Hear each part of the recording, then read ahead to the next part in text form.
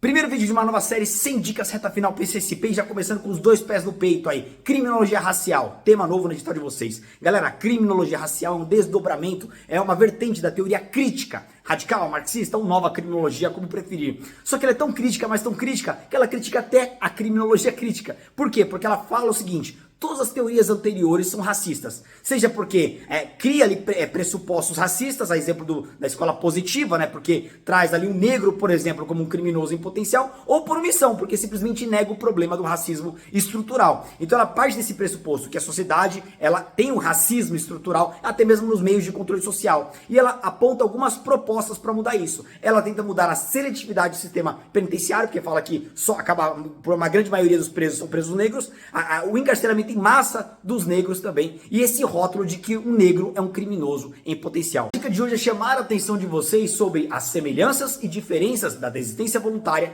e do arrependimento eficaz, hipóteses de tentativa abandonada do direito penal, também chamadas de ponte de ouro, tá? Vamos entender? Vamos lá? Vamos para os pontos semelhantes. Primeiro ponto semelhante aqui, a consequência. Em ambos os casos, o agente só responde pelos atos efetivamente praticados, ou seja, eles não respondem pela intenção lá no início da conduta. Vou dar um exemplo já. Agora, diferença. Veja, na desistência voluntária, o sujeito ativo ele está na execução, ele pode continuar praticando aquele delito, mas ele desiste voluntariamente de perseguir aquele intento, aquele resultado. Exemplo, estou atirando contra a vítima, posso continuar atirando, mas desisto parar voluntariamente. Ao invés de eu responder pela tentativa de homicídio, eu respondo apenas pelos atos praticados, lesão corporal se eu tiver acertado algum disparo. Já no arrependimento eficaz, o sujeito finaliza a execução, mas ainda não consumou. Ele empreende um novo comportamento e faz de tudo para que aquele resultado não se produza. Terminou a execução, mas não atingiu ainda a consumação. E a dica de hoje é chamar a atenção para as espécies de honra tuteladas pelos crimes contra a honra. Vamos lembrar que o Código Penal apresenta 3 crimes contra a honra: calúnia, difamação e injúria. E nós temos 2 espécies de honra, objetiva e subjetiva. Cada crime tutela um tipo de honra. Vamos lá.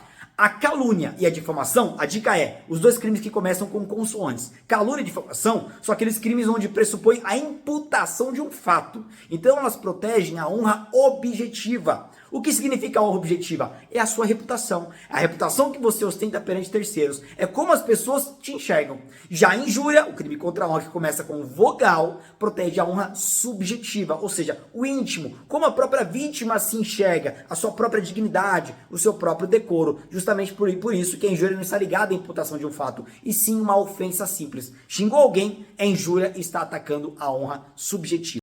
A dica do dia é sobre a Lei Maria da Penha. Será que o delegado pode decretar medida protetiva de urgência? Vamos lá, muito cuidado, vamos para a regra primeiro. Via de regra, não, mas vai ter uma exceção, calma lá. Mas qual que é a regra? A regra é que só o juiz pode decretar medida protetiva de urgência. Medida protetiva de urgência é espécie de medida cautelar. Vocês já aprenderam, após o pacote de crime, só o juiz decreta medida cautelar, a exemplo da medida protetiva de urgência, e ainda assim nunca de ofício. Ou o delegado pede, ou o Ministério Público pede, ou a própria vítima pede, enfim. Só que nós temos uma exceção no caso das medidas protetivas de urgência, que é no caso de existir um risco atual ou iminente à vida, à integridade física ou à integridade psicológica da vítima. Segundo requisito, o município não pode ser sede de comarca, ou seja, aquelas cidades afastadas do fórum. E terceiro requisito, é apenas sobre uma medida protetiva de urgência, o afastamento do agressor do lar. Se você conjugar esses 3 requisitos, só nessa hipótese o delegado pode determinar essa medida protetiva de urgência. A dica do dia é sobre o furto privilegiado, tema que caiu ano passado na prova discursiva e pode muito bem agora cair em uma questão da prova objetiva. É importante que você entenda que o furto privilegiado, ele exige 2 requisitos e ele apresenta 3 possíveis consequências, ou seja, são consequências alternativas, ou uma, ou outra, ou outra. Quais são os requisitos? Primeiro, a coisa furtada precisa ser de pequeno valor. A lei não fala o que é de pequeno valor, então não queime os seus miolos para saber, tá? Coisa de pequeno valor, aqui é decoreba. E segundo ponto, o criminoso tem que ser primário, ele não pode ser reincidente, por exemplo, primário. Agora, quais são as 3 possíveis consequências? O juiz, para beneficiar o criminoso, ele pode trocar a reclusão pela detenção, ou ele pode reduzir a pena de 1 a 2 terços, ou ele pode aplicar somente a pena de multa. Esses são os requisitos e as consequências aí do furto privilegiado. A dica de hoje é sobre a lei de abuso de autoridade. É importante vocês entenderem que não existe crime de abuso de autoridade culposo e não existe crime de abuso de autoridade a título de dolo eventual. todos os crimes previstos em lei são crimes movidos por dolo direto. E vou além, a lei ainda exige a presença de pelo menos um elemento específico, uma vontade, uma intenção específica. Então, o agente que praticar abuso de autoridade, ele deve estar motivado, por uma dessas três motivos, ele deve estar procurando beneficiar a si ou a terceiro, prejudicar outrem ou por mero capricho, satisfação pessoal. Então, numa questão de concurso que venha versando sobre abuso de autoridade, pelo menos uma dessas finalidades específicas deve estar presente ali no enunciado. A dica agora é sobre a lei de tortura. Vamos lá, e especificamente sobre os agentes públicos condenados por tortura. A lei de tortura é a única lei hoje que traz efeitos automáticos da condenação. Todas as outras, abuso de autoridade, organizações criminosas, dentre outras, até há efeitos da condenação, mas depende do preenchimento de alguns requisitos. Já na lei de tortura o efeito é automático. E qual é esse efeito? Primeiro, perda do cargo, emprego ou função pública e a sua interdição pelo dobro do prazo da pena aplicada. Então, por exemplo, se um sujeito foi condenado por 3 anos pelo crime de tortura, ele vai ficar interditado para o exercício de novo cargo, emprego ou função por 6 anos, o dobro da pena aplicada. Dicas sobre a lei de abuso de autoridade. Agora eu vou falar sobre os efeitos da condenação. Alguém que é condenado por abuso de autoridade pode sofrer um dos seguintes efeitos. Na verdade, são 3 possíveis efeitos. Eles são alternativos, ou seja, o juiz pode aplicar só um ou o juiz pode aplicar os 3. Depende das circunstâncias do caso concreto. Vamos lá. Primeiro, obrigação de indenizar a vítima. Nesse caso, depende de requerimento do ofendido e o juiz ele vai fixar valor mínimo de indenização. Outros 2 efeitos da condenação. Primeiro, a inabilitação para o exercício de cargo, emprego ou função pública pelo prazo de 1 a 5 anos, tá? E o segundo, que é a perda de cargo, emprego ou função pública ou até mandato público. Esses 2 últimos, a inabilitação para o exercício de cargo público ou perda do cargo público, depende de reincidência específica. O sujeito tem que ter sido condenado por outro crime de abuso de autoridade e o juiz deve motivar a sentença.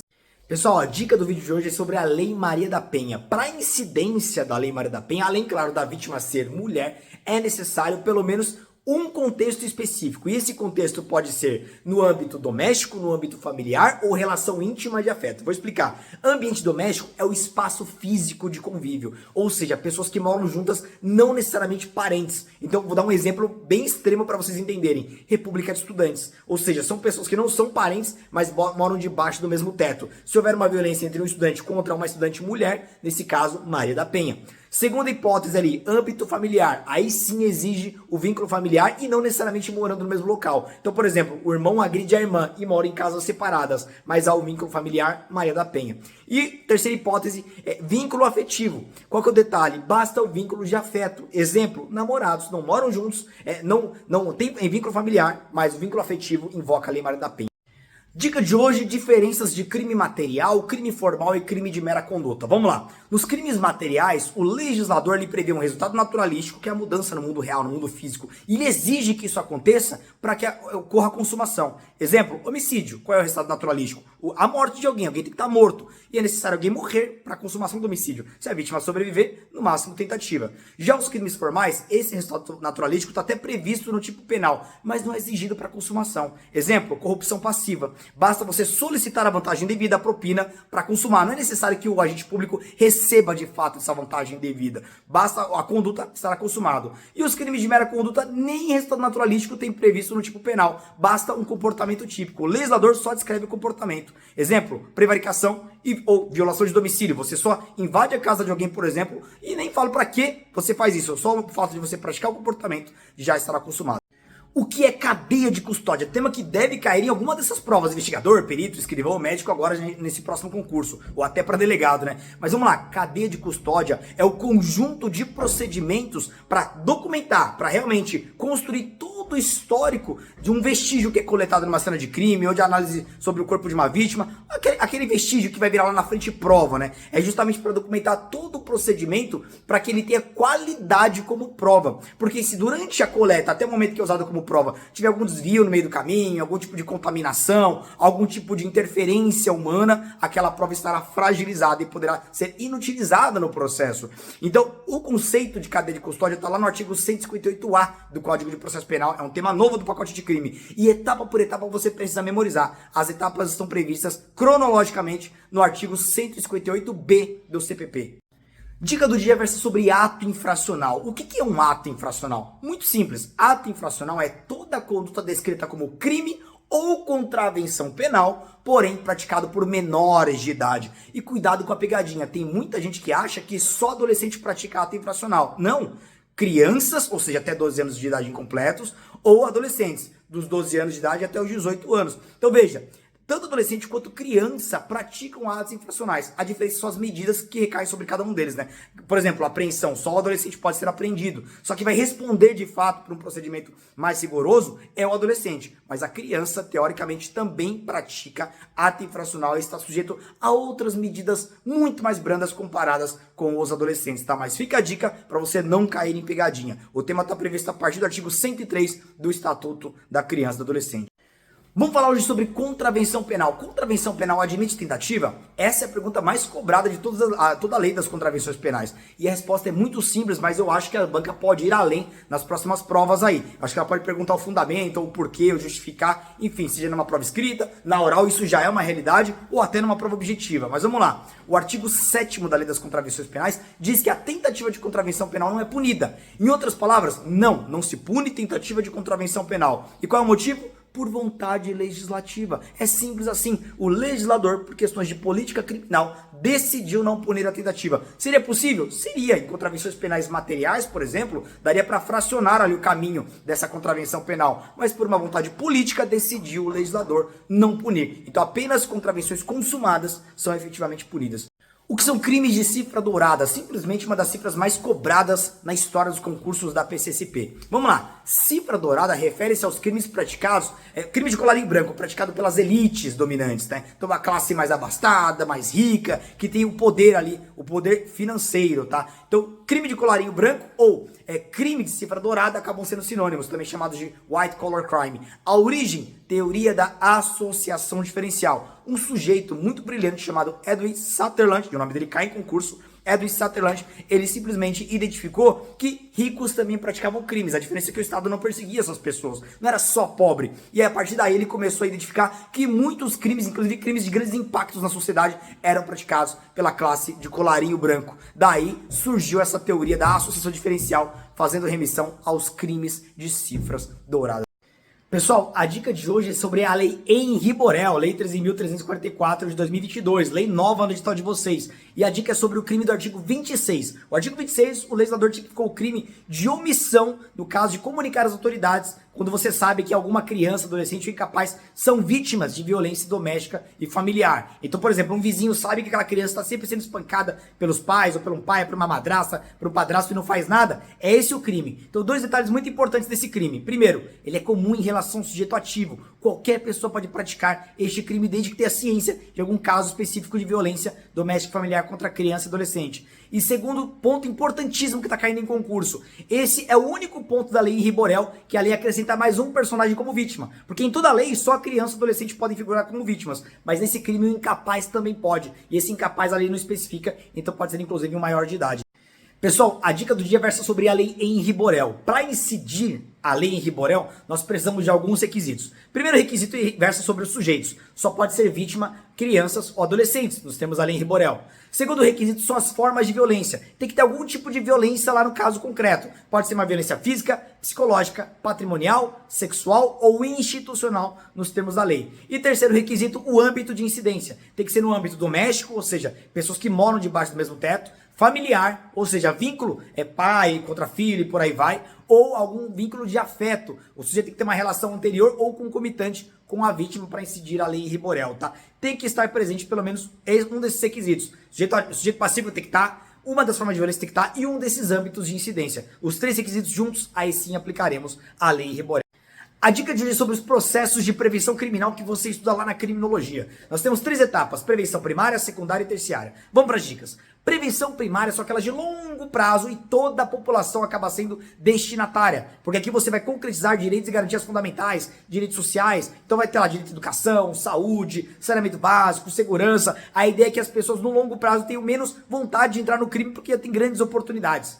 Já a prevenção secundária tem um público certo, tem um alvo, um destinatário certo. São aqueles grupos, aqueles bairros de maior incidência de crime, maior ocorrência de crime. Então aqui nós temos como exemplo policiamento nas ruas, controle dos meios de comunicação, tudo isso é prevenção secundária. A terciária parte do pressuposto que o Estado já fracassou. Ou seja, o sujeito já praticou um crime, o Estado fracassou e agora nós temos que evitar a reincidência. Então a prevenção terciária versa no cumprimento da pena, ou seja, para a ressocialização do criminoso. Então tem como alvo, tem como destinatário o preso ou condenado.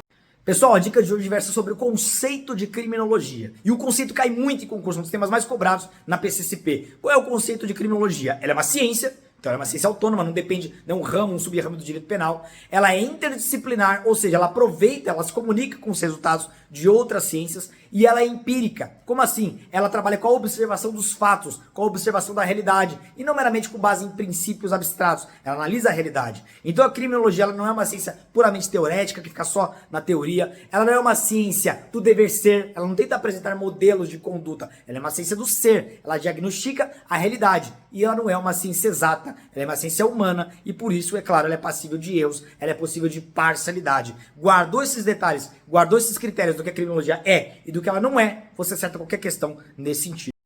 Dica rápida sobre tempo e lugar do crime. Vamos lá. Tempo do crime, o Código Penal adotou a teoria da atividade. Logo, o crime ele é considerado praticado no momento da ação-omissão, conduta. Não interessa o momento do resultado. Já o lugar do crime, aqui nós adotamos a teoria da ubiquidade ou teoria mista. São lugares do crime, tanto o lugar da ação ou da omissão, conduta, quanto o lugar do resultado. Por isso que nós usamos o mnemônico luta. L de lugar, ubiquidade. T de tempo, A de atividade. Lutar, para você não se esquecer de uma vez por todas. Tema que já foi cobrado na PCCP e agora pode cair com mais detalhes. Quando que o delegado de polícia pode arbitrar fiança? Vamos lá. O artigo 322 do Código de Processo Penal deixa claro que o delegado ele pode arbitrar fiança nos casos quando envolver crime cuja pena máxima não ultrapassará 4 anos. Olha a pegadinha. Pena máxima até 4 anos. Se a pena máxima ultrapassa 4 anos, quem arbitra a fiança é o juiz. Quem deve ser apresentado um requerimento e o juiz tem 48 horas para julgar. É o valor da fiança, o procedimento e tudo mais. Agora, cuidado que tem pegadinha aí. Nós temos hoje 2 exceções, 2 crimes que mesmo com a pena máxima inferior a 4 anos, o delegado não pode arbitrar fiança não, tá bom? Vai ser o juiz. Quais são esses casos? Os crimes de descumprimento de medida protetiva de urgência contra a violência contra a mulher e no caso, está na Lei Maria da Penha, e no crime igualzinho de descumprimento de medida protetiva contra crianças e adolescentes. Então um está na Lei Maria da Penha, o outro está na Lei Henri Borel. Nos demais casos, seguem a regra. Qual é o prazo que o delegado de polícia tem para entregar a nota de culpa ao preso? Vamos entender primeiro que a nota de culpa ela é um direito do preso em flagrante, tá? Então vamos lá, a partir do momento que é efetuada a prisão, a partir dali, o delegado tem o prazo de 24 horas, prazo máximo de 24 horas ali para entregar a nota de culpa ao preso. Detalhes, tá? Detalhes, vamos lá. Nessa nota de culpa tem que estar ali os motivos da prisão, tem que estar o nome dos condutores e das possíveis testemunhas. Detalhe, se o delegado descumpre esse prazo, a prisão pode se tornar ilegal e se for um descumprimento doloso, haverá o crime de abuso de autoridade.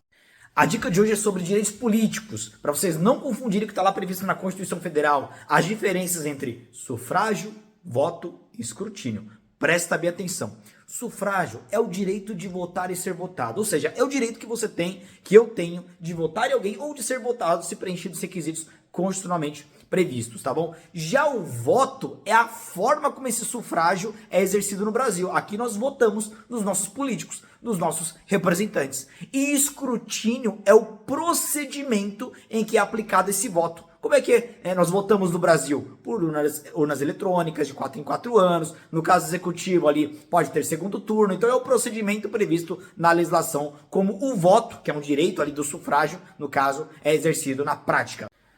O que é racismo recreativo? Tema que pode cair nessas próximas provas da PCCP. Vamos lá. Racismo recreativo é uma nova causa de aumento de pena previsto lá na lei dos crimes de racismo. Sobre todos os crimes, inclusive a injúria racial, que em grande parte agora está lá na lei de racismo como crime inafiançável, inclusive, tá? Mas muito cuidado, tá lá no artigo 20A e a pena ela pode ser aumentada de 1/3 até a metade Se o crime de racismo ele for praticado com o intuito de recreação, diversão ou descontração, ou seja, fazendo piadas, se divertindo, tirando sarro de alguém, ou seja, esse racismo velado em forma de brincadeira. Isso é bem polêmico, porque para muitos nem crime seria por ausência de dolo específico, né? Pelo caso da presença do animus jucandi. A doutrina sempre entendeu que o animus jucandi não configuraria crime, mas para o legislador agora é aumento de pena, pode ser uma pegadinha aí no seu concurso. A dica de hoje é sobre o crime de receptação, crime do artigo 180 do Código Penal, que é aquele crime que você acaba lidando com coisa que sabe ser produto de crime. Você recebe, transporta, enfim, revende, coisa que você sabe que foi, por exemplo, furtado, roubado, objeto de estelionato e por aí vai. Mas aqui o que eu quero destacar é a característica da independência típica desse crime. Como assim, digo, independência típica? O detalhe é o seguinte, o autor da receptação, ele é punido mesmo que o autor do crime anterior seja desconhecido ou isento de pena. O crime de receptação ele é conhecido por ser um crime parasitário, porque ele, entre aspas, depende de um crime anterior, tem que ter existido um crime anterior. Mas você não precisa saber quem é o autor do crime anterior. Se o autor do crime anterior foi punido, por exemplo, um furto, eu sou receptador das peças daquele carro furtado. Eu não preciso saber se o autor já é conhecido, se ele foi preso, se ele foi punido, não interessa. Eu posso punir o receptador desde que eu saiba que ele está lidando com um objeto, coisa, objeto de crime. Só isso. A dica de hoje é sobre o crime de falso testemunho ou falsa perícia, crime do artigo 342 do Código Penal. Só lembrando que esse crime ele pode ser praticado por uma testemunha, por um tradutor, por um intérprete, por um perito, por esses personagens que têm o dever de falar a verdade diante de um juiz, perante o juízo. Qual que é o detalhe? Esse crime estará isento de pena. O sujeito que praticou o crime não será punido se ele se retratar até a sentença de primeira instância. Até a sentença. Então, se até a sentença ele contar a verdade, ele estará isento de pena. Muito cuidado que você cair em concurso com uma alternativa errada, que é até o trânsito de julgado, até a decisão definitiva. Não, não. É até a sentença, tá? É a primeira decisão do juiz aí na primeira instância.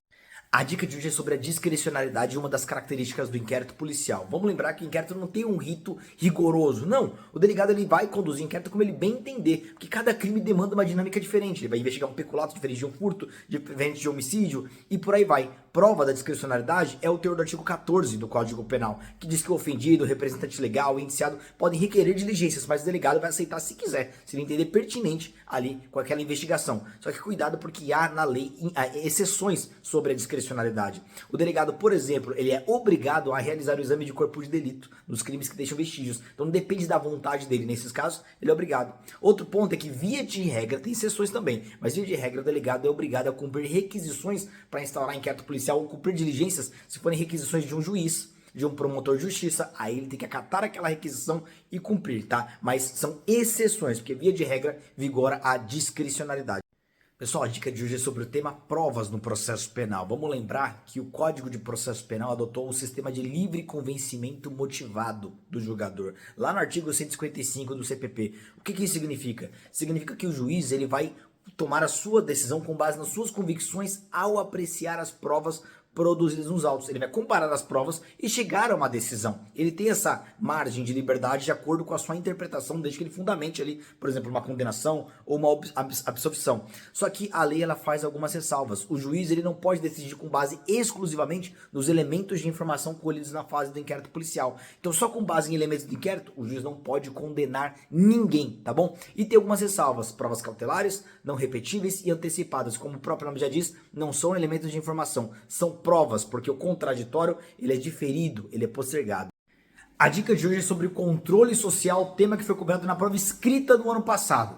Preste bem atenção, porque o controle social formal, ou seja, aquele que tem vínculo com o Estado penal, ele é classificado pela doutrina em primeira, segunda e terceira seleção ou instância. E a dica é, guarda de acordo com aqueles órgãos, aquelas agências de controle social formal da persecução penal. Então, primeira seleção, quem é aquele órgão que tem o primeiro contato com o crime? Polícia Judiciária. Segunda seleção, quem que é o segundo órgão que tem contato com o crime? O órgão acusador, Ministério Público.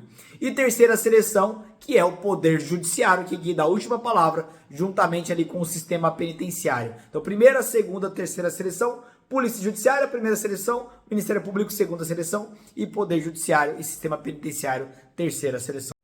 A dica de hoje é sobre a teoria da subcultura delinquente. Essa teoria ela é caracterizada por três fatores. Guarde esses três fatores, porque eles são cobrados em provas objetivas. Primeiro, não utilitarismo, ou seja, não há uma utilidade no comportamento criminoso. Exemplo, jovens de algumas gangues furtam tênis que não vão usar, furtam apenas ali porque querem furtar, é uma prática que eles gostam. Segunda característica, malícia da conduta. É aquela vontade de querer prejudicar alguém, praticar o mal. Então muitas gangues ali praticam crimes contra rivais ou contra pessoas que moram no bairro apenas para atemorizar aquela população. E o terceiro fator é o negativismo da conduta, ou seja, aquela ideia de rebeldia, de você caminhar de forma contrária aos padrões dominantes. Exemplo, pichadores que picham o muro ali para mostrar algum ato de rebeldia. A dica de hoje é sobre a síndrome de Londres, lá da criminologia, que é o contrário da síndrome de Estocolmo que eu trouxe recentemente aqui para vocês. Na síndrome de Londres, há uma perturbação psicológica sobre a vítima e ela passa a odiar, criar sentimentos de repulsa sobre o seu algoz, sobre o criminoso. Lembra da síndrome de Estocolmo? Lá, como instinto de autopreservação, a vítima passa a criar laços afetivos, sentimento de apreço sobre o criminoso. Aqui é um instinto de autopreservação no sentido de ataque. A vítima passa a criar sentimento de ódio sobre o criminoso. Na dica de hoje eu quero trazer um pouquinho da definição da síndrome de Estocolmo, lá da vitimologia. Síndrome de Estocolmo é aquela síndrome que traz aquela característica da vítima se afeiçoar por seu algoz, pelo criminoso. Galera, todos nós temos instintos de autodefesa, de autopreservação. Em algumas pessoas surge o instinto de autodefesa de passar a gostar, de criar sentimentos de apreço sobre o criminoso. É uma forma do seu cérebro fazer com que você sofra menos daquela situação. É típica de crimes de sequestro, de privação da liberdade. Então a síndrome de Estocolmo nada mais é do que uma perturbação psicológica em que a vítima de um crime passa a criar sentimentos de afeição, de apreço, acaba gostando do seu criminoso como uma forma de atenuar o sofrimento daquele ambiente criminoso.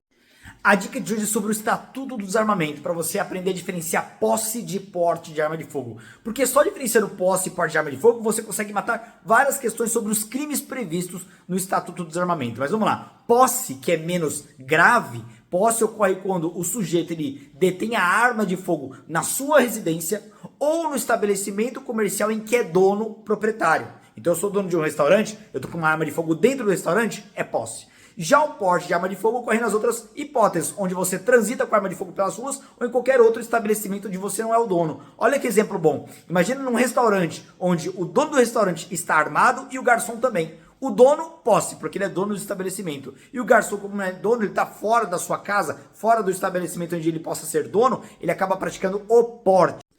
A dica de hoje é sobre a síndrome de Lima da vitimologia. Você aprendeu que na síndrome de Estocolmo, a vítima passa a gostar do criminoso. Na síndrome de Londres, a vítima passa a odiar o criminoso. E na síndrome de Lima, nós invertemos de novo. Na síndrome de Lima, é o sequestrador, é o criminoso que passa a criar laços afetivos com as vítimas. Ele passa a se afeiçoar, porque ele também está no ambiente de estresse. Ele também tem instintos de autopreservação. E ele passa a criar laços de afeto em relação às vítimas para que aquele ambiente seja menos angustiante possível. Então é a hora que o criminoso ele começa a dar alguns benefícios às vítimas, liberar algumas vítimas, mesmo quando não cumprido algumas condições. Então fica a dica, síndrome de Lima é o criminoso que passa a se afeiçoar sobre as vítimas.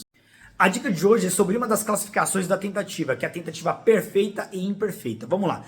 Tentativa perfeita, que também é sinônimo de crime falho, ocorre quando o sujeito ativo ele esgota tudo que estava à sua disposição para consumar o crime e mesmo assim o crime não se consuma por circunstâncias alheias à sua vontade. Exemplo, estou armado e minha pistola aqui tem 8 munições, dou os 8 tiros, esgotei tudo e mesmo assim a vítima sobrevive. Tentativa perfeita ou crime falho. Já a tentativa imperfeita é o contrário, é aquela que eu não consigo nem ao menos esgotar os meios executórios à minha disposição e não consumo o crime por circunstâncias alheias à minha vontade. Exemplo, tô lá com a minha arma, 8 munições. Quando eu vou dar o 4º tiro, populares acabam me rendendo e me impedindo de prosseguir na minha execução. Isso é tentativa imperfeita. Nesse vídeo eu vou falar um pouquinho sobre as modalidades de culpa. Vamos lembrar que o crime culposo ele pode ser praticado por imprudência, negligência ou imperícia. A imprudência é uma culpa positiva, porque é um fazer em excesso, é uma afoiteza. O sujeito passa dos cuidados mínimos que ele deveria ter por excesso. Exemplo, sujeito que passa no sinal vermelho, sujeito que atropela dirigindo em excesso de velocidade, tudo é uma afoiteza. Já a negligência é o contrário, é uma culpa negativa porque é uma omissão, é a falta de um dever mínimo de cuidado daquilo que se esperava de qualquer pessoa. Então o sujeito é negligente antes da conduta. Exemplo, vou sair com o meu veículo automotor, só que com o pneu completamente gasto, sem pastilha de freio. Eu fui negligente antes. E ao dirigir, passa uma vítima, um pedestre, eu vou frear, o carro não responde, eu atropelo e mato. Já em perícia é uma falta de aptidão técnica. Então, exemplo, eu vou dirigir meu carro, mas eu não sei dirigir. Vou pisar no freio, não sei dirigir, piso na embreagem, atropelo alguém e mato. A dica de hoje é sobre os crimes pré-dolosos. Vamos entender a sua definição primeiro, porque é mais importante entender o momento da sua consumação. O que é um crime pré-doloso? Olha como a palavra ajuda. Pré, antes. Antes vem o dolo e depois a culpa. Crime pré-doloso são aqueles crimes cujo resultado é atingido a título de culpa. A conduta é dolosa, um resultado menos grave ele é doloso, mas o resultado mais grave ele é culposo. E o melhor exemplo é a lesão corporal seguida de morte. Eu quero agredir a pessoa, a lesão corporal é dolosa, mas por um excesso nas agressões, ou seja, imprudência, culpa, eu venho causar a morte daquela vítima. Agora, quando que um crime pré-doloso ele vai se consumar? Quando ocorre o resultado mais grave a título de culpa. Enquanto esse resultado mais grave, culposo, ele não é atingido, o crime pré-doloso ele não se consumou. O doloso pode ter se consumado antes, mas o pré-doloso depende da ocorrência desse resultado a título de culpa. A dica de hoje é sobre as diferenças entre homicídio qualificado por motivo torpe e motivo fútil. Isso pode cair muito bem numa questão objetiva, onde o enunciado vem aquelas historinhas para você identificar o tipo de qualificadora. Vamos lá. O motivo torpe é tudo aquilo que causa repugnância, tudo aquilo que causa revolta, asco. E o melhor exemplo da doutrina é o homicídio mercenário, é o homicídio por dinheiro, é o homicídio por herança. Você matou para ficar com a herança, matou para ficar com o dinheiro. Homicídio torpe. Já o homicídio fútil, ele traz aquela relação de desproporcionalidade entre a causa e o efeito. Então, por exemplo, é desproporcional matar pelo motivo. Exemplo, matei porque esbarrou em mim na balada. Matei porque olhou torto para mim. Matei porque colocou um apelidinho em mim. É desproporcional, pô. Só por isso você matou a pessoa, é homicídio fútil. Então, eu repito, causa revolta, torpeza. É desproporcional? Futilidade. A dica de hoje sobre direito administrativo para vocês não confundirem centralização de descentralização. Aqui a ideia é sobre a questão de serviços públicos. Quem que vai praticar o serviço público? Na centralização, o próprio ente estatal ele pratica por meio dos seus órgãos. Então vou dar um exemplo, o serviço da segurança pública é praticado por um órgão do Estado, então é centralizado no Estado. Já a descentralização ocorre quando o Estado ele acaba passando esse serviço público para uma outra pessoa jurídica, cria-se uma nova pessoa jurídica da administração pública indireta para praticar aquela atividade, aquele serviço público. Exemplo, a Previdência Social no Brasil, ela foi descentralizada para que uma autarquia praticasse, no caso, o INSS. Então, descentralização, você está passando aquela atividade, aquele serviço público para uma outra pessoa jurídica. Pessoal, a dica hoje é sobre o poder hierárquico, um dos poderes da administração pública. Vamos lá, o poder hierárquico ele é uma prerrogativa do Estado de se organizar, ou seja, é uma manifestação interna. Ele acaba se organizando por meio de uma relação de coordenação e subordinação, ou seja, entre superior hierárquico e inferior. Assim ele consegue fiscalizar ali as práticas, os atos administrativos praticados por seus agentes públicos, né, de cima para baixo, ou seja, numa relação vertical, numa relação hierarquizada, onde um manda no outro, tá? Agora, muito cuidado, porque esse poder ele não é absoluto. Nós temos algumas exceções.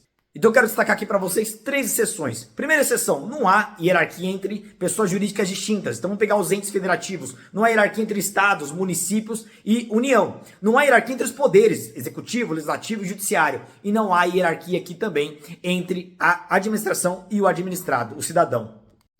Vamos falar hoje sobre a autoexecutoriedade, um dos atributos dos atos administrativos. Vamos entender porque é um atributo que é regra, mas tem exceção. Vamos chegar lá no final desse vídeo. Mas a regra é, a administração pública pode executar os seus próprios atos sem necessidade de intervenção do Poder Judiciário. O melhor exemplo aqui é o caso do fiscal da vigilância sanitária que se depara com uma farmácia vendendo remédios vencidos. Por quê? Porque, veja, é uma situação ali que tem que recolher imediatamente aqueles remédios e, dependendo do caso, até interditar o estabelecimento. Então, a autoexecutoriedade ela exige 2 pressupostos. Primeiro, previsão legal. Aqui no caso tem previsão legal para recolher aqueles remédios vencidos. Segundo, situação de urgência. É uma situação de urgência, porque o cidadão comum pode entrar na farmácia e comprar aquele remédio vencido e ser enganado e ter os malefícios, né, daquela medicação. Agora, muito cuidado que nós temos situações excepcionais. Exemplo, pena de multa. No caso, ele vai multar, mas ele não pode executar a pena de multa. Aquele fiscal ele não pode tirar o dinheiro do bolso do comerciante. Aí vai precisar da tutela do Poder Judiciário. Fica a dica.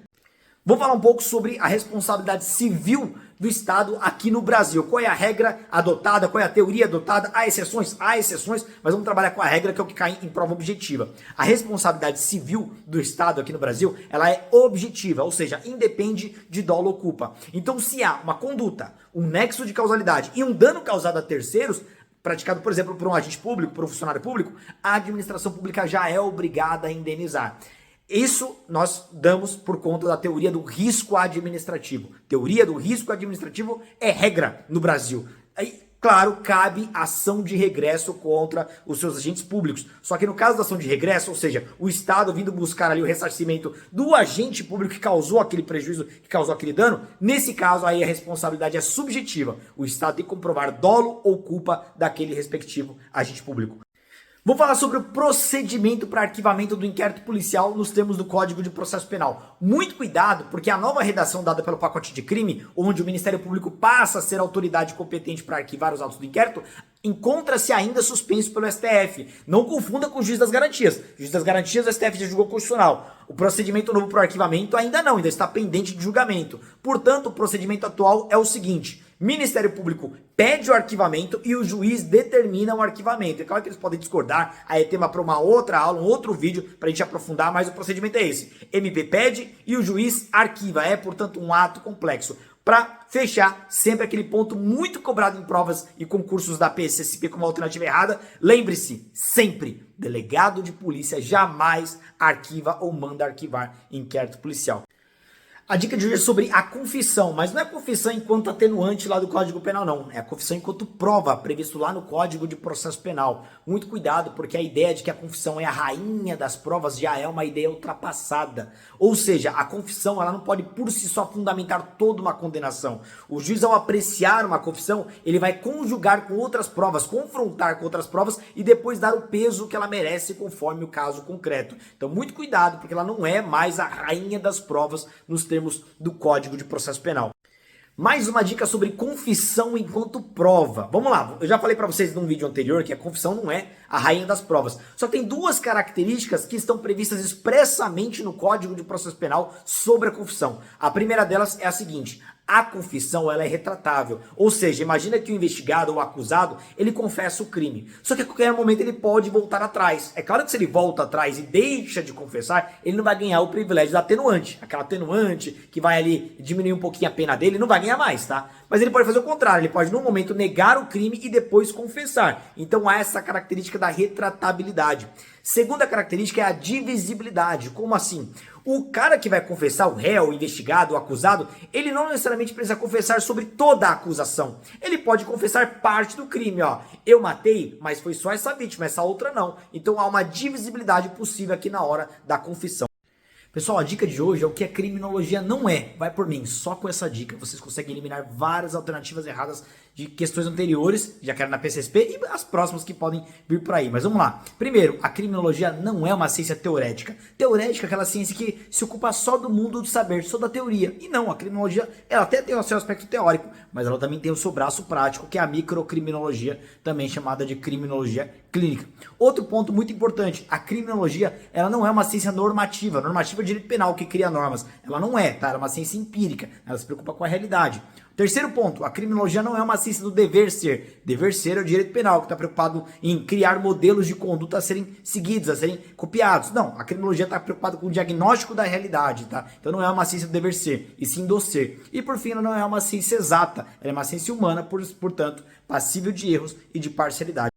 A dica de hoje versa sobre as finalidades da criminologia. Muita gente se perde estudando aspectos filosóficos e fica perdendo tempo. Guarda 3 finalidades, é o suficiente. Primeira finalidade, a criminologia ela visa entender e explicar o fenômeno do crime enquanto fenômeno social. Por que o crime acontece e quais suas causas? Então entender e explicar o fenômeno do crime. Segundo, é quase que uma consequência do primeiro. Depois que ela entende e explica o crime, ela tenta prevenir o delito. Ou seja, segunda finalidade, prevenir a prática de crimes. E terceira finalidade, intervir na pessoa do delinquente. E aqui tem um aspecto utilitarista. Quando nós falamos intervir na pessoa do delinquente, a ideia é ressocializá-lo, recuperá-lo para que ele volte útil para a sociedade.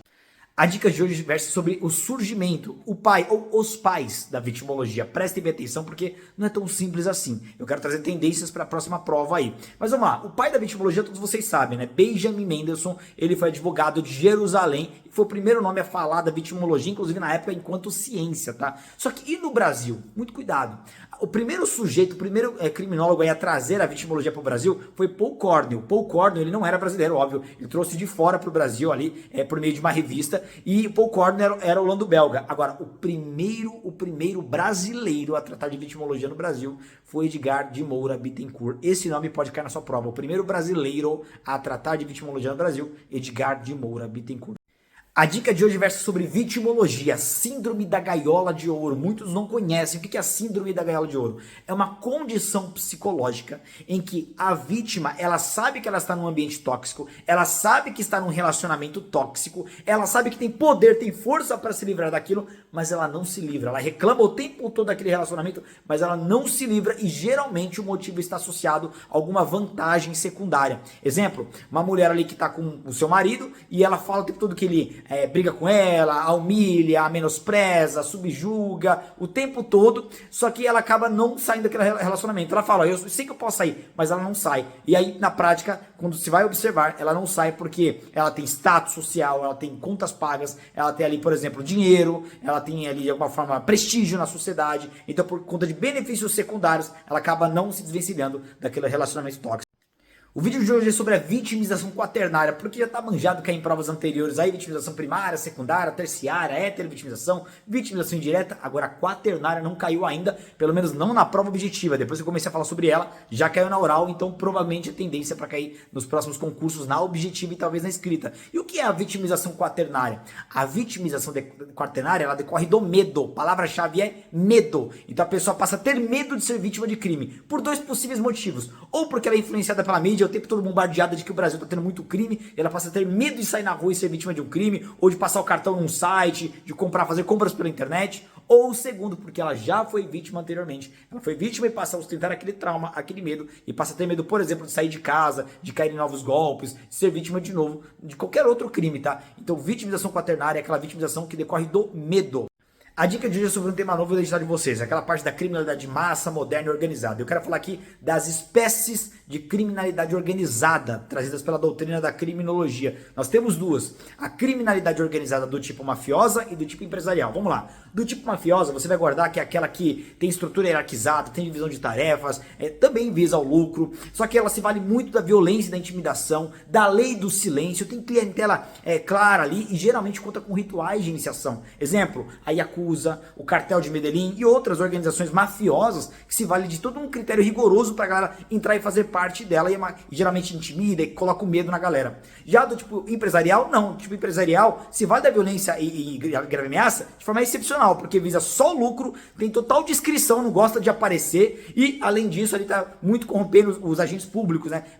Geralmente tá ali mais do campo da corrupção e que é só dinheiro. Exemplo, Lava Jato e Mensalão. A dica de hoje é um tema que já caía muito na prova de vocês e pode voltar a cair. Então tem que se aparecer aí, que são as espécies de teorias do conflito e consenso. Eu não vou explicar agora o que é conflito e consenso, é tema que nós aprofundamos lá na Academia DP, tem vídeo também lá no meu canal do YouTube, mas para você memorizar as espécies. Teorias do conflito, que são aquelas de esquerda, né? Nós temos duas, teoria da rotulação, etiquetamento, labeling approach, e teoria crítica, radical, marxista. Já no caso das teorias do consenso, nós temos 6 teorias. Escola de Chicago, anomia, subcultura delinquente, neutralização, teoria da associação diferencial e teoria da desorganização diferencial. Não tem jeito, tem que memorizar, cria o seu material de revisão para não se esquecer nessa reta final.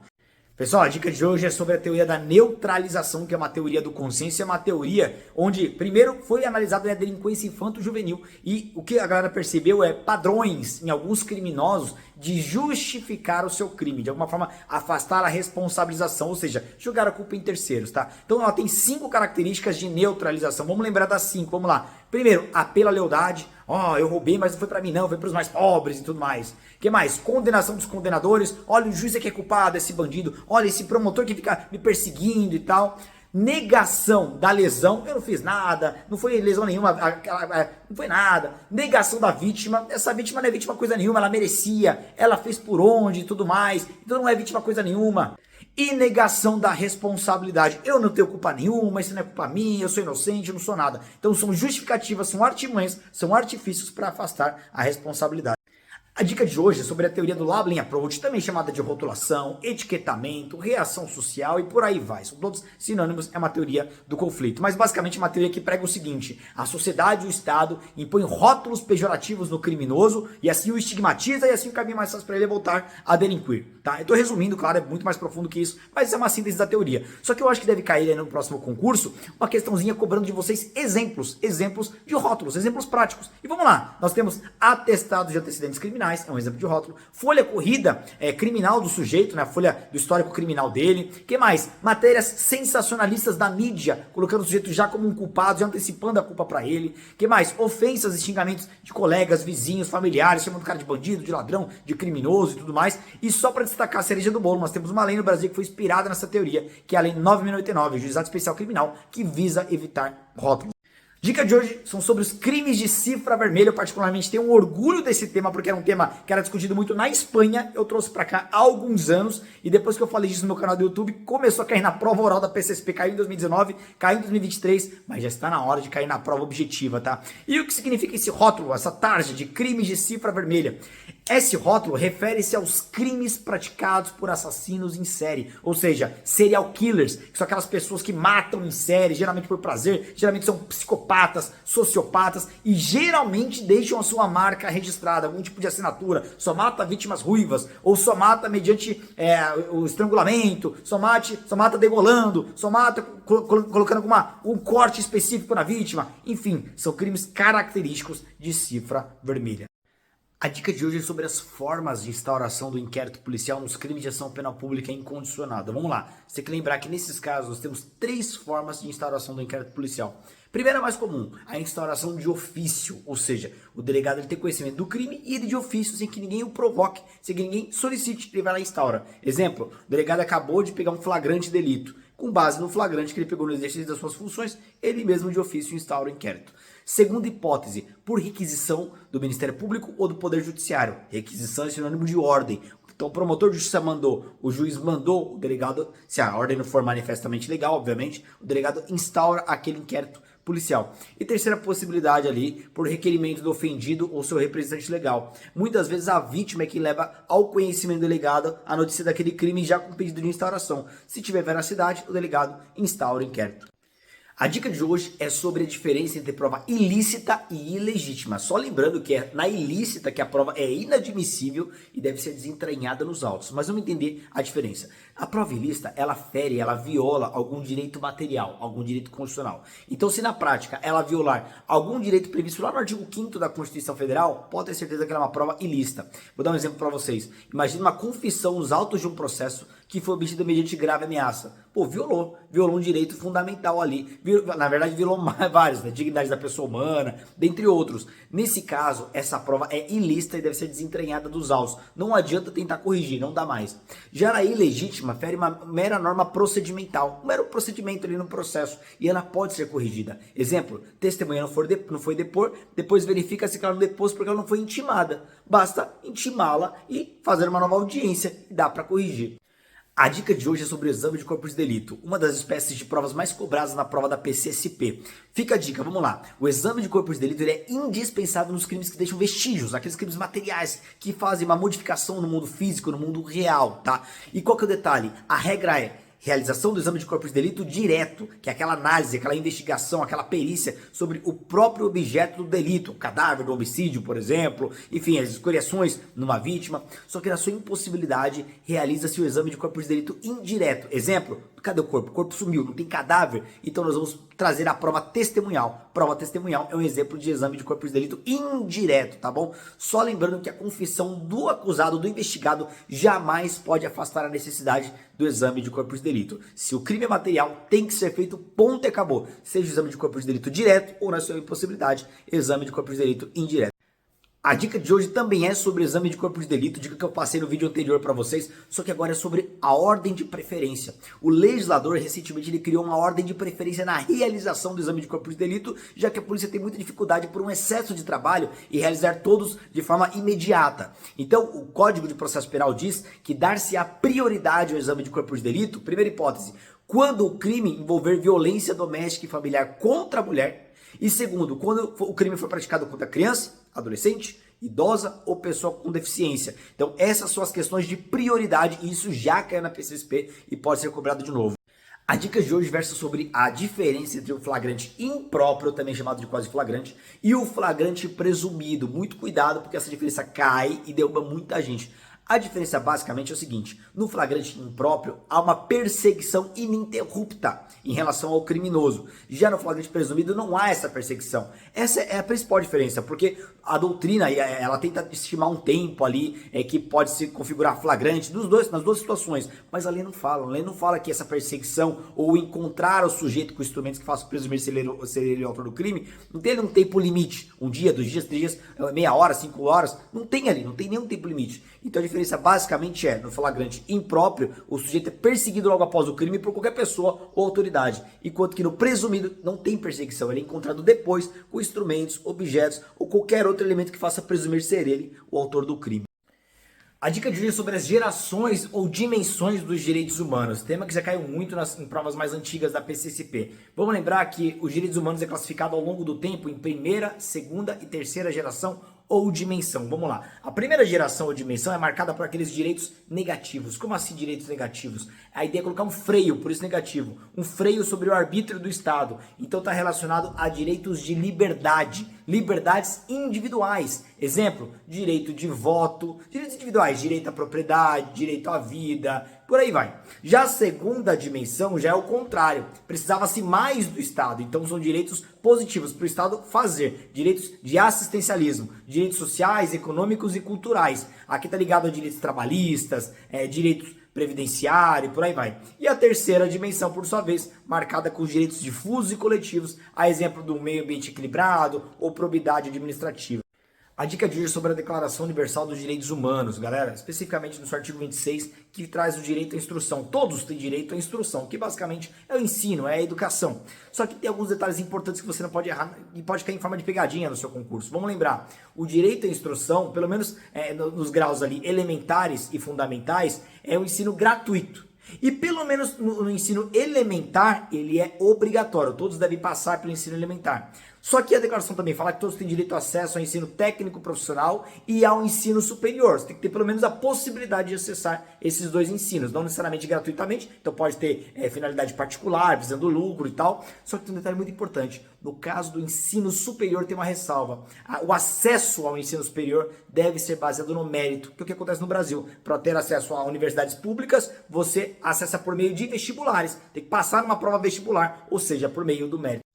A dica de hoje é sobre a Convenção Americana dos Direitos Humanos, ou Pacto de São José da Costa Rica, especificamente sobre a pena de morte, tema que pode cair na prova de vocês. Olha, fiquem espertos, porque, veja, a Convenção Americana sobre Direitos Humanos respeita a política criminal dos países que já adotam a pena de morte, só que ela coloca uma ressalva muito importante. Sobre os países que já extinguiram, que já aboliram a pena de morte, é proibido que eles restabeleçam. Ou seja, esse ponto é baseado no princípio da vedação e retrocesso. Se você já não adota, se você, país signatário, já não adota mais a pena de morte, você não pode mais retroagir para voltar a adotá-la. Essa ressalva é muito importante e pode cair na sua prova. Seguindo a sequência do vídeo anterior, aqui nesse vídeo também vou falar sobre a Convenção Americana dos Direitos Humanos, ou Pacto de São José da Costa Rica, e continuando sobre a pena de morte, tema que tem tudo para cair na prova de vocês. A convenção também traz alguns limites em relação à aplicação da pena de morte. Olha só, ela diz basicamente o seguinte: primeiro limite, não se pode aplicar a pena de morte sobre crimes políticos ou crimes comuns conexos a políticos. A ideia é evitar que governos de ocasião usem da pena de morte para perseguir adversários políticos. Então não pode, tem vínculo com crime político, não pode. Outro ponto, tomar cuidado com a pegadinha. Não se pode impor, ou seja, condenar alguém menor de 18 anos ou maior de 70 anos à pena de morte. Então são personagens ali que estão livres da pena de morte. E uma terceira ressalva não se pode aplicar, executar a pena de morte sobre mulheres grávidas. Tome cuidado. Sobre mulheres grávidas, não é que a gravidez é um salvo-conduto, é que tem que se esperar a criança nascer. Porque, do contrário, se você for aplicar a pena de morte, enquanto ela está grávida, você também está aplicando a pena de morte sobre a criança na barriga dela, sobre o inocente. A dica de hoje é sobre a Convenção contra a Tortura, e essa convenção, ela dá um mandamento aos Estados-partes, ou seja, aos países signatários, aqueles que aderiram a esta convenção. Deixa claro que eles não podem proceder à expulsão, devolução ou extradição de pessoa para um país, para um estado, em que eles saibam que aquela pessoa tem claros indícios, fortes indícios de que ali ela será torturada. Então, por exemplo, imagina que o Brasil está para expulsar ali, sei lá, um japonês, vai expulsar ou extraditar um japonês para o seu país de origem. Só que lá no Japão, não é o caso, o Japão não adere à tortura como pena, mas lá ele vai ser torturado. O governo já falou que assim que ele chegar lá ele vai ser torturado. Se o Brasil sabe disso, ele está impedido de extraditar este japonês. A dica de hoje é sobre uma cifra que caiu muito nas últimas provas orais aí, mas ainda não caiu na prova objetiva e pode cair na sua prova, que é sobre a cifra oposta ou cifra invertida. Já ouviu falar? Veja, cifra oposta ou cifra invertida é o contrário de cifra negra. Vamos lembrar, cifra negra é aquela que o crime aconteceu, mas a vítima não registra o fato perante as autoridades, ela não chega ao conhecimento dos órgãos públicos competentes. A cifra invertida é o contrário. O fato, ele não aconteceu. Aliás, se ocorreu, ele nem criminoso é, mas se registra para enganar e iludir as autoridades ou para manchar a reputação de alguém. Ou seja, é o falso crime, a fake news registrada. Então, basicamente, isso atrapalha o trabalho da polícia, desperdício de dinheiro, de esforços, de investigação. Então, por isso que é tão importante e pertinente para as carreiras policiais. Esse tipo de crime, tipo de ocorrência, né, aumentou e muito durante a pandemia, por isso que deve cair na sua prova. Cifra invertida, então, portanto, são fake news registrados como se fossem crimes. A dica de hoje é sobre o crime de corrupção passiva. Toma cuidado em relação ao momento consumativo desse crime, porque a banca pode cobrar uma questão com enunciado, com um probleminha para vocês resolverem e falarem se o crime se consumou ou não. Porque esse crime de corrupção passiva, que é um crime praticado via de regra pelo funcionário público, é um crime próprio em relação ao sujeito ativo, ele tem 3 verbos: solicitar, receber ou aceitar promessa de vantagem indevida. Veja bem, nos verbos solicitar e aceitar vantagem, aceitar promessa de vantagem, o crime é formal. Basta a conduta para que o crime se consuma. Então, por exemplo, o sujeito solicitou propina ou aceitou promessa de receber futura propina, consumado. Agora, no verbo receber, aí não. Cuidado que aí o crime é material. Enquanto o sujeito ativo, enquanto o funcionário público não receber a vantagem indevida neste verbo, o crime não estará consumado.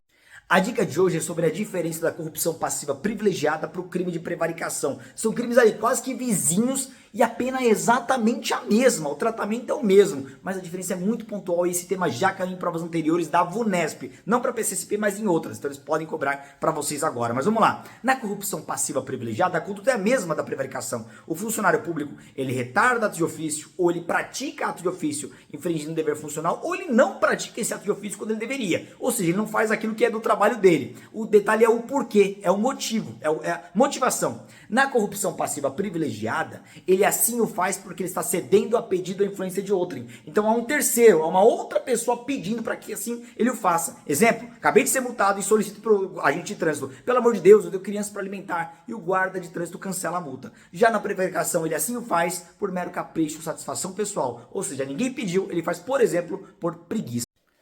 A dica de hoje é sobre o crime de abandono de função pública. Muito cuidado, que esse crime é um baita exemplo quando nós estudamos ali os crimes de perigo concreto, de perigo abstrato e crimes de dano. Você sabe, né? Crime de dano é aquele que precisa do dano efetivo ao bem jurídico para que ocorra a consumação. Nos crimes de perigo, perigo concreto, é necessário o risco concreto provado para que se consuma o crime. Já no crime de perigo abstrato não exige a prova do perigo. Aliás, até a prova em sentido contrário não afasta a consumação, basta o comportamento. E o crime de abandono de função pública ele é muito interessante pelo seguinte: a modalidade que está prevista no caput, abandonar função pública, ele é um crime de perigo concreto. Tem que ter a prova de que houve um risco real ali, algum bem ou a própria administração pública. Já no seu parágrafo 1º, ali nós temos uma clara modalidade de crime de dano.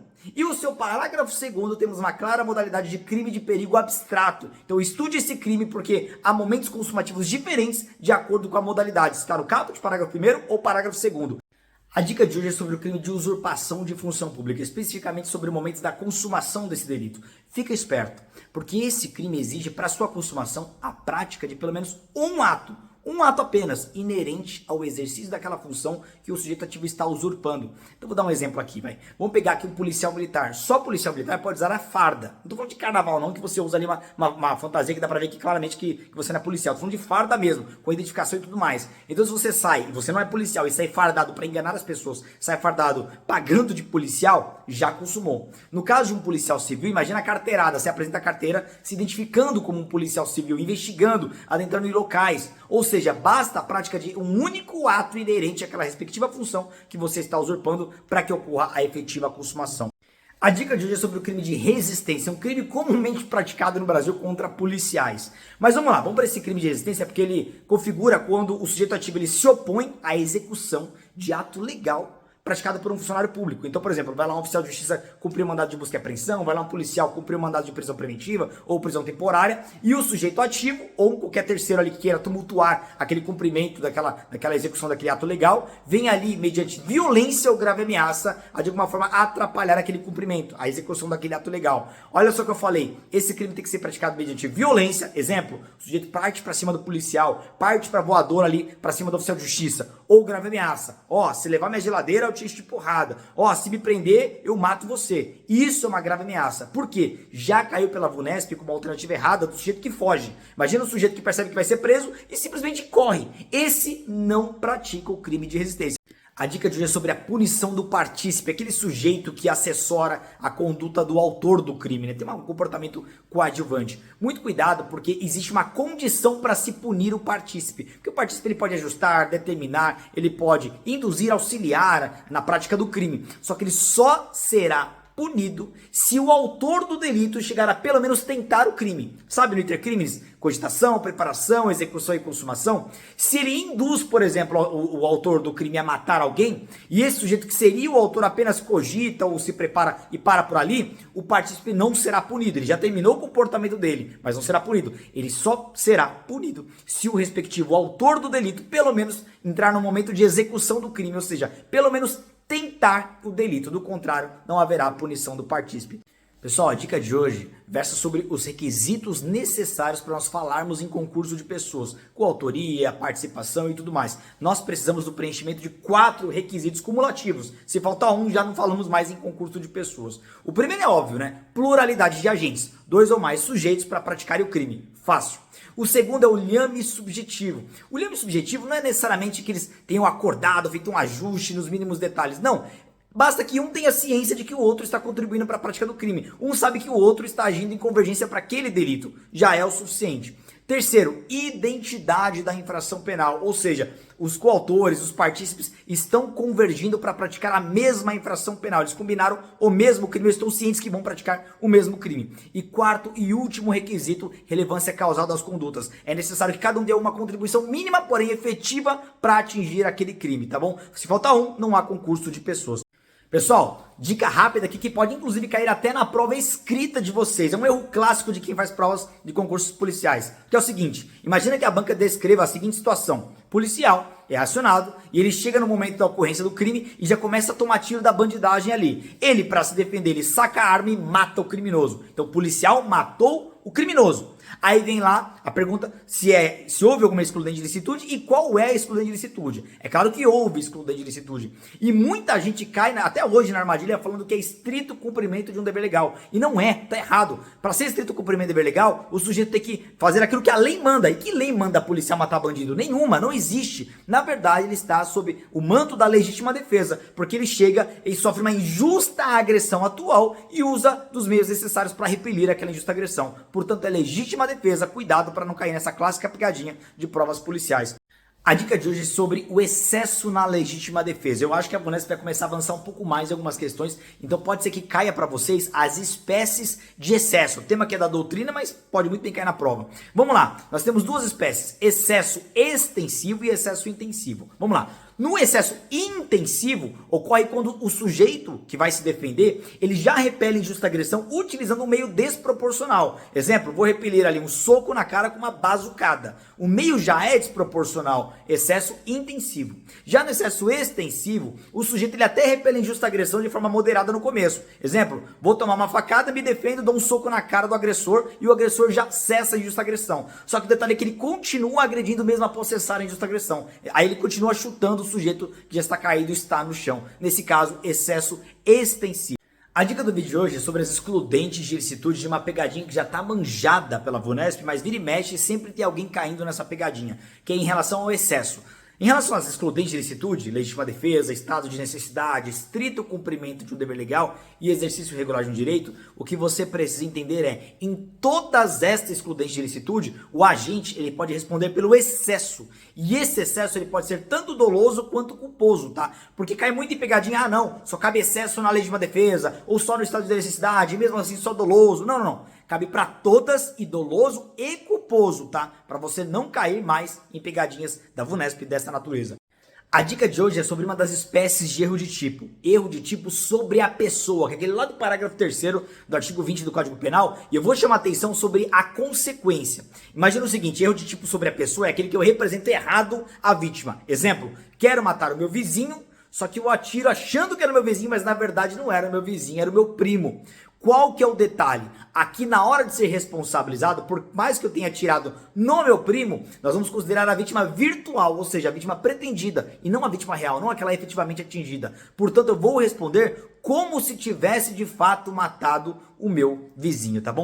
Dica para você diferenciar a culpa consciente de dolo eventual, que quando a VUNESP cobra, ela traz uma historinha para você acertar se aquele crime foi culposo, doloso e por aí vai. Vamos lá. Na culpa consciente, o sujeito acredita de verdade que ele pode impedir o resultado. Ele prevê a possibilidade de atingir o resultado, mas ele acredita que não vai acontecer e acontece, né? Ele é imprudente. Qual que é o detalhe? Sempre primeiro vem a conduta e depois ele percebe que o estrago foi feito. Exemplo, estou dirigindo acima do limite de velocidade, percebo um pedestre atravessando a faixa e eu penso, dá para passar, dá para desviar. Tento desviar, atropelo, primeiro conduta e depois vem a consciência. Puxa vida, danou-se, já era, né? Já no dolo eventual, a situação de indiferença vem antes da conduta. Então, exemplo, estou soltando fogo de artifício ao lado de um apartamento e alguém me alerta, pode acertar alguém, dane-se, não estou nem aí. Ou seja, primeiro vem a situação, o sentimento de indiferença. Disparo, acerta alguém, lesão corporal, a título de dolo eventual. A dica de hoje para você não cair em pegadinha são as infrações penais que não admitem a tentativa. Vamos lá. Primeira infração penal que não admite tentativa, contravenções penais, por mera vontade do legislador. Está expresso na lei das contravenções penais. Segunda hipótese, delitos unissubsistentes. O que é isso? São aqueles delitos que é praticado por um único ato. Não tem como fracionar, quebrar as etapas do intercrimes. O melhor exemplo são os crimes omissivos, puros ou próprios. Ou o sujeito se omite, ou ele age. Então não existe um meio termo. Terceira hipótese aqui para vocês, crimes culposos, porque para ter tentativa o sujeito tem que querer praticar o crime, e a culpa não há essa vontade, né? É simplesmente um descuido. E quarta hipótese, crimes habituais, ou o sujeito reitera a prática daquele ato e consuma o delito, ou ele a pratica uma vez ou outra em diferente penal. Então vamos lá, contravenções penais, crimes culposos, crimes habituais e delitos unissubsistentes.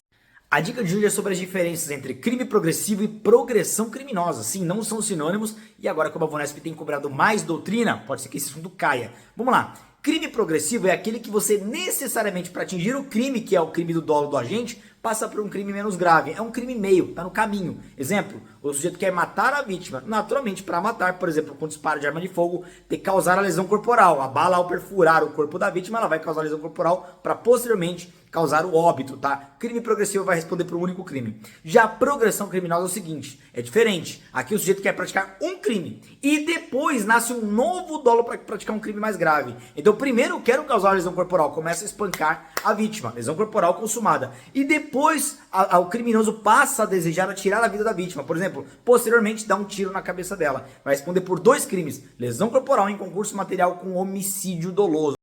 Dica rápida sobre a lei temporária e lei excepcional. Lei temporária é aquela que tem prazo de validade e lei excepcional é aquela que surge num momento, num período de urgência e assim que cessa o período de urgência, acaba a sua vigência. Ambas possuem efeito ultraativo. O que é isso?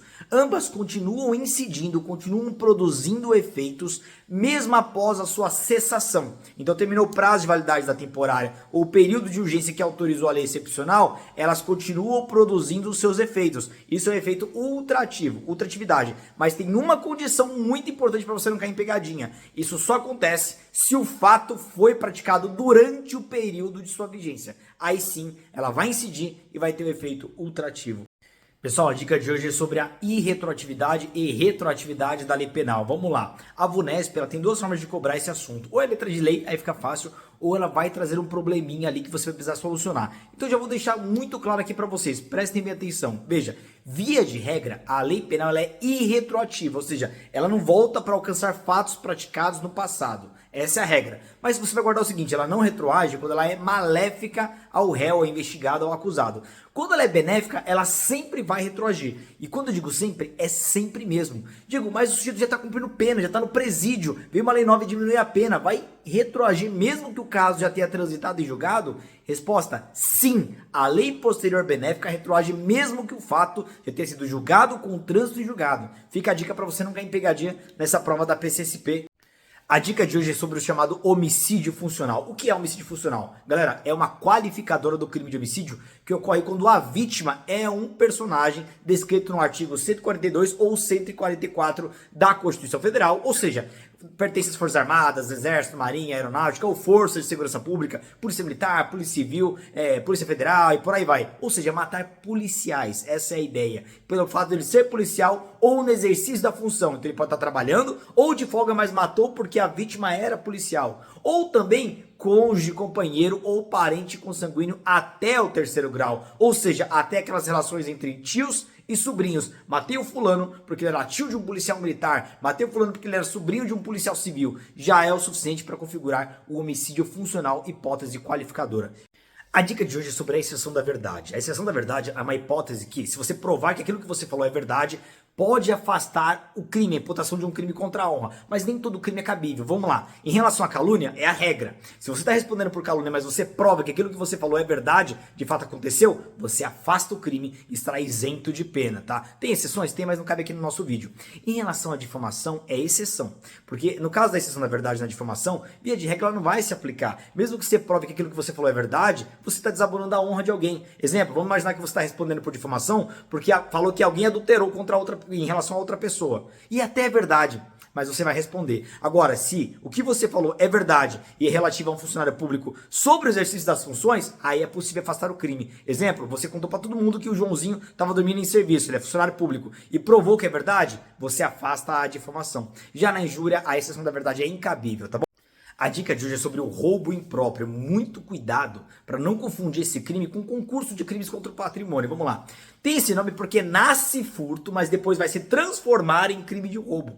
Então ocorre quando o sujeito, após subtrair coisa alheia móvel, emprega violência ou grave ameaça para garantir o sucesso daquele objeto que subtraiu ou para garantir a impunidade do crime. Então, exemplo, acabei de furtar uma casa e quando eu estou saindo ali, um vigilante ele acaba me perseguindo, ele percebe que eu furtei aquela casa. Eu vou lá e rendo o vigilante, aponto a arma na cabeça dele e falo, ó, se você abrir a boca ou se você chamar a polícia, eu te mato. Eu empreguei grave ameaça para garantir a impunidade do crime e o sucesso da coisa que eu acabei de subtrair, tá? Então perceba que é um furto que vai se transformar em roubo. Roubo impróprio, mas é roubo, tá? Então não vai haver concurso de crimes, furto em concurso com roubo. É só o roubo mesmo. O roubo impróprio estará absorvendo o crime de furto. A dica de hoje é sobre o crime de extorsão indireta. Crime do artigo 160 do Código Penal, para você não confundir com a extorsão do artigo 158. Na extorsão indireta, o sujeito ativo, o criminoso, ele exige ou recebe como garantia de dívida, abusando de alguém, algum documento que possa resultar em procedimento criminal contra a própria vítima, né? Ou contra um terceiro. Então imagina o seguinte, vamos pegar o exemplo do terceiro. Vamos imaginar que um devedor tem o filho dele que está ali praticando tráfico de drogas. Ele tem a prova documental, mas é o filho dele, ele não faz nada em relação. Deixa quieto que é o filho dele. E aí o credor desse pai descobre e fala, olha, ou você me dá o documento do seu filho como garantia de dívida, ou eu vou executar sua dívida, ou eu vou denunciar seu filho para as autoridades. Então veja, ele exige ou até acaba recebendo, que a iniciativa é do próprio pai, esse documento que pode dar causa a procedimento criminal contra terceiro, ou poderia ser contra o próprio pai, como garantia de dívida. Este é o crime de extorsão indireta. A dica de hoje é sobre a autoria colateral. Cuidado com esse instituto jurídico, porque na autoria colateral inexiste concurso de agentes, concurso de pessoas. Vamos entender o que é a autoria colateral. A autoria colateral ocorre quando duas ou mais pessoas decidem praticar o mesmo crime no mesmo contexto fático. Só que uma não sabe da outra. Exemplo, vamos imaginar que nós temos um devedor. Tá devendo para todo mundo e é ameaçado de morte. Aí o credor número 1 decide matar esse devedor. No mesmo instante que o credor número 2 decide matar esse devedor. Só que um não sabe do outro. Nenhum dos credores não conhece do outro. E aí um aponta a arma pro devedor e o outro também do outro lado, ao mesmo tempo. E os dois atiram e os dois matam aquele devedor. Isso é autoria colateral. Mas não é concurso de agentes. Eles não são coautores. Eles não são partícipes. Porque falta um elemento do concurso de pessoas, que é o lhame subjetivo. Então, por ausência do lhame subjetivo, inexiste concurso de pessoas no caso da autoria colateral. A dica de hoje é sobre o tráfico privilegiado, causa de diminuição de pena sobre aqueles que respondem por tráfico de drogas. Cuidado que esse benefício ele exige 4 requisitos. Primeiro, o agente tem que ser primário.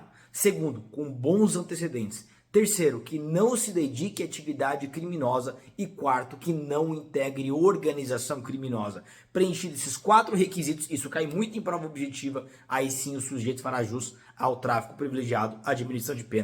A dica de hoje é sobre a diferença entre o crime de receptação própria e imprópria. Ambos no mesmo tipo penal, ambos no artigo 180 do Código Penal. Mas vamos lá. Na receptação própria, que é um crime material, e vocês vão entender o porquê, o sujeito ativo, o criminoso, ele tem contato direto com a coisa proveniente de crime. Então ele adquire, ele recebe, ele transporta, por exemplo, coisa proveniente de crime. Já na receptação imprópria, crime formal, o sujeito ativo ele não tem contato direto, ele apenas faz o meio de campo entre o receptador próprio e um terceiro de boa fé. Exemplo, o sujeito ali, ele apenas trabalha com o WhatsApp, ele tem o contato de receptadores próprios que estão com cargas de caminhões, ali cargas roubadas de caminhões, e ele faz a ligação ali para vender para supermercados, para terceiros de boa fé. Ele apenas faz essa negociação por WhatsApp, não tendo contato direto com a coisa de crime. A dica de hoje é sobre o abigeato. O que é abigeato e qual a sua natureza jurídica? Isso pode inclusive cair numa prova objetiva, mas é bem simples, apesar do nome assustar. Abigeato é o furto de semovente domesticável de produção. Traduz aí, Diego, vamos lá. É o furto de animais. Animais, por exemplo, gado, caprinos, suínos e por aí vai. É o furto de gado. Só que qual que é a natureza jurídica? É uma qualificadora do crime de furto. Então, abigeato é o furto de animais domesticáveis e de produção e, no caso, configura a qualificadora do furto. A dica de hoje é sobre o constrangimento ilegal, que é crime lá do artigo 146 do Código Penal. Mas qual que é o detalhe? Nós temos 2 hipóteses onde não se configura constrangimento ilegal, não se configura crime, apesar de ser uma forma de constrangimento, mas é um constrangimento para o bem. E você precisa lembrar dessas 2 modalidades. A primeira é o seguinte: intervenção médica ou cirúrgica sem o consentimento do paciente, quando há ali, por exemplo, um risco iminente de vida. Então a pessoa pode morrer e o médico ele faz uma intervenção cirúrgica ali sem o consentimento do paciente. Foi um constrangimento, o paciente não queria ou não aceitou, mas foi para preservar a vida dele. E a segunda hipótese, a coação para evitar, por exemplo, tentativa de suicídio. A pessoa quer tirar a própria vida, você a impede, você está impedindo algo que ela quer fazer. É um constrangimento, mas é um constrangimento para preservar um bem maior que a vida.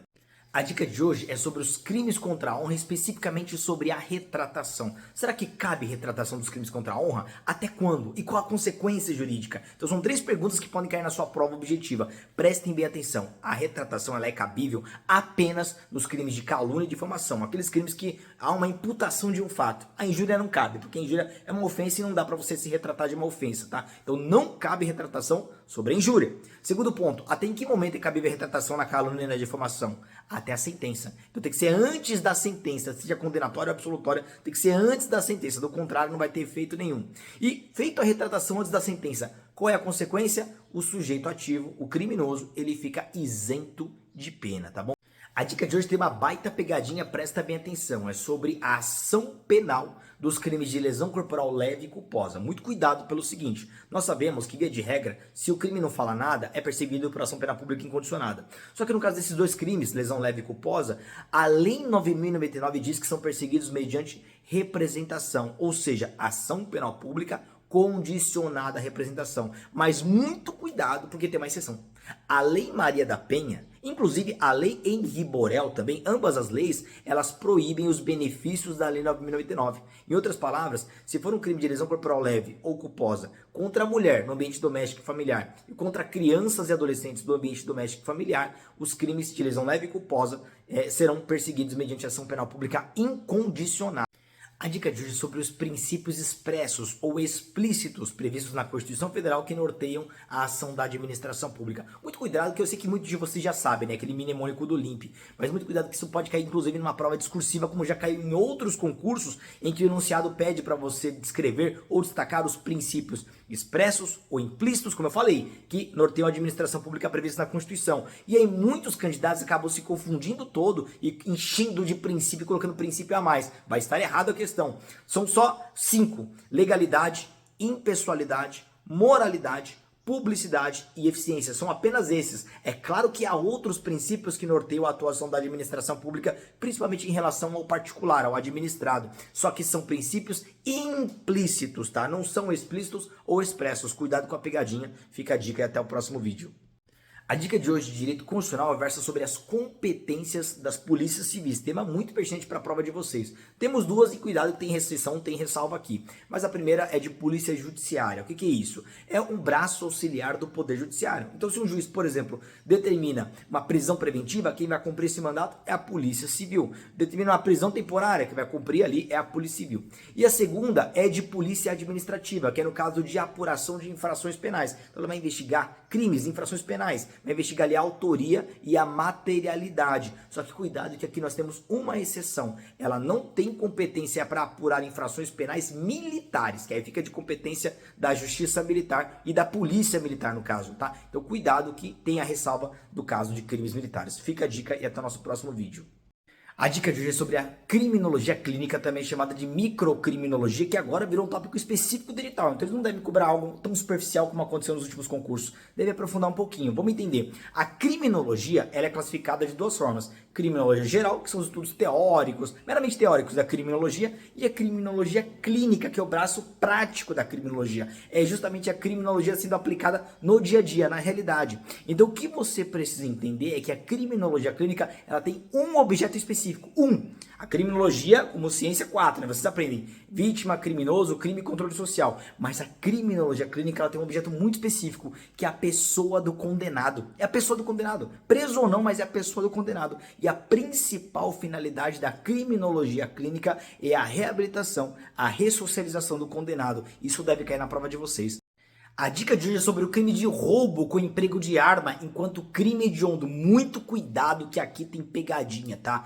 Vamos lá, presta bem atenção, porque nós temos hoje um escalonamento de armas dentro do crime de roubo. E todas são causas de aumento de pena. Então tem crime de roubo com emprego de arma branca, com arma de fogo de uso permitido, com arma de fogo de uso restrito e com arma de fogo de uso proibido. Agora, muito cuidado, porque se o roubo for com emprego de arma branca, não será crime hediondo. Agora, se for com emprego de arma de fogo, de uso permitido, restrito ou proibido, aí sim estaremos diante de um crime hediondo. Então, muito cuidado, porque certamente a Vunesp pode cobrar essa pegadinha numa questão de múltipla escolha.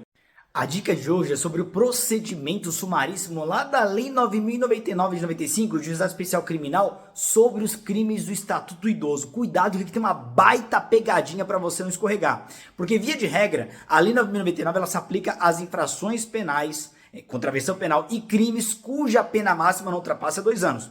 Só que lá no Estatuto do Idoso diz que a Lei 9.099 também se aplica aos crimes cuja pena máxima não ultrapasse, pena privativa de liberdade, não ultrapasse a 4 anos. Então, para o Estatuto do Idoso, ela amplia o alcance. Só que tem um detalhe muito importante. O Supremo Tribunal Federal, por meio de uma ação direta de inconstitucionalidade, ele entendeu que nós só aplicaremos o procedimento sumaríssimo em relação a esses crimes do Estatuto do Idoso. Ou seja, a celeridade processual, processo rápido. E não se aplica nenhum benefício despenalizador sobre o sujeito ativo, sobre os criminosos. Então cuidado para não cair na pegadinha. A dica de hoje é sobre o que é serendipidade ou encontro fortuito de provas, tema que parece difícil pelo nome, né? Mas vocês vão entender que é fácil. O detalhe é entender a consequência. Então vamos entender que é um tema de processo penal bem específico que tem um toque da legislação penal especial. Serendipidade ou encontro fortuito de provas ocorre quando a investigação, o procedimento de persecução penal, ele está autorizado de alguma forma incisiva a buscar alguma prova, só que no meio do caminho acaba se deparando com outra prova de forma aleatória. Por exemplo, o juiz autoriza uma interceptação telefônica para a descoberta do tráfico de drogas. Só que durante a oitiva, durante as escutas ali das ligações, descobre-se um homicídio qualificado. A prova desse homicídio qualificado, ela é um encontro fortuito de provas, ela é uma serendipidade. Essa prova é válida, já que a interceptação foi autorizada só para o tráfico de drogas? Resposta, sim, a prova é válida, a prova é lícita, e é isso que vocês precisam saber. A dica de hoje é sobre a vítima tão culpada quanto delinquente da classificação de Benjamin Mendes, o pai da vitimologia. Cuidado que muita gente aprende errado isso aqui, até porque eu já vi muita gente ensinando errado. Eu já vi gente falando que só é vítima tão culpada quanto delinquente se a vítima for gananciosa. E tá errado, não é bem verdade não. Porque Benjamin Mendes não tinha essa visão de ganância da vítima. Benjamin Mendes tinha uma visão puramente contratualista, bilateral. O que ele queria saber era o seguinte: o comportamento ativo da vítima era necessário para o crime se configurar? Se a resposta é sim, vítima está ocupada com delinquente, com ou sem ganância. Então, exemplo, imagina uma senhora que vai depositar um envelope no banco, no caixa eletrônico, e um falso gerente, um golpista, oferece auxílio. Ó, senhora, dá aqui envelope, que eu deposito para a senhora se que estiver tranquila. Ela não é gananciosa, ela quer ajuda de um profissional. Ela entrega e vai embora. O criminoso coloca o envelope no bolso, das costas e vai embora. Mas o comportamento dela foi necessário para a prática do crime. Vítima também tão culpada com delinquente. A dica de hoje é sobre as espécies de prevenção quando da aplicação da pena sobre um condenado. Isso nós estudamos lá em criminologia e no Estado Democrático de Direito. Preste atenção, nós temos a prevenção geral, positiva ou negativa, ou especial, positiva ou negativa. Na prevenção geral, o nome é esse, geral, porque o recado é para a sociedade.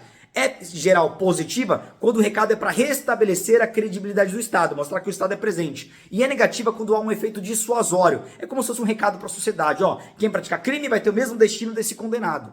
Já na prevenção especial, nós temos um recado para o condenado. E ela é positiva quando a ideia é restaurar, é ressocializar esse condenado. É um caráter utilitarista, para ele voltar para a sociedade melhor do que entrou. E é uma prevenção especial negativa quando há um efeito dissuasório sobre o condenado, ou seja, para evitar que ele volte a delinquir, para evitar a reincidência. Fica a dica e finalizamos a nossa série com chave de ouro. Um grande abraço e uma excelente prova para todos vocês.